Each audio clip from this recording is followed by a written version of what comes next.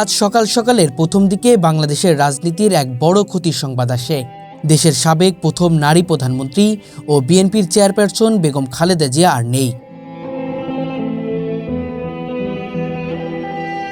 তিনি চিকিৎসাধীন অবস্থায় ছিলেন এবং ঢাকার এভারকেয়ার হাসপাতালেই সকাল প্রায় ৬টায় ৮০ বছর বয়সে শেষ নিঃশ্বাস ত্যাগ করেন।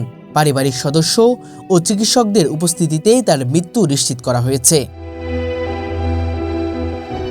খালেদা জিয়া ছিলেন বাংলাদেশের রাজনীতির একটি আলোচিত ও শক্তিশালী চরিত্র। স্বামী সাবেক রাষ্ট্রপতি জিয়াউর রহমানের নিহত হওয়ার পর তিনি বিএনপির নেতৃত্বে উঠে এসেছিলেন এবং ১৯৯১ সালে প্রথমবার ক্ষমতায় এসে দেশের গণতন্ত্র পুনঃপ্রতিষ্ঠায় গুরুত্বপূর্ণ ভূমিকা পালন করেন। পরে তিনি দেশ পরিচালনায় আরও দুবার প্রধানমন্ত্রী হিসেবে দায়িত্ব নিয়েছিলেন এবং দীর্ঘদিন জাতীয় রাজনীতির মূল নেত্রী ছিলেন। খালেদা জিয়ার মৃত্যুতে সরকার, রাজনৈতিক দল ও বিশিষ্টজনেরা শোক প্রকাশ করেছেন। জাতির উচ্চ পর্যায়ে থাকা কর্মকর্তারা তার রাজনৈতিক প্রভাব ও সংগ্রামের কৃতিত্ব তুলে ধরে দুঃখ প্রকাশ করেছেন এবং তার অবদানের কথা স্মরণ করছেন। বিএনপি ৬ দিন শোক পালনের ঘোষণা দিয়েছে এবং তার জানাজা ও দাফনের কর্মসূচি খুব শীঘ্রই অনুষ্ঠিত হবে বলে জানানো হয়েছে।